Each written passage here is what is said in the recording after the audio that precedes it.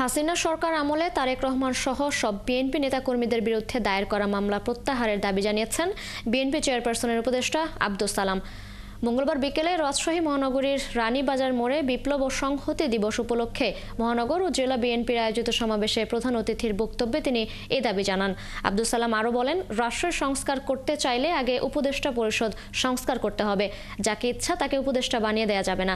সমাবেশ থেকে তিনি নির্বাচনের জন্য দ্রুত রোডম্যাপ ঘোষণা করার দাবি জানান। সমাবেশ শেষে রানীবাজার মোড় থেকে একটি শোভাযাত্রা বের হয়ে আলুপট্রি মোড়ে এসে শেষ হয়।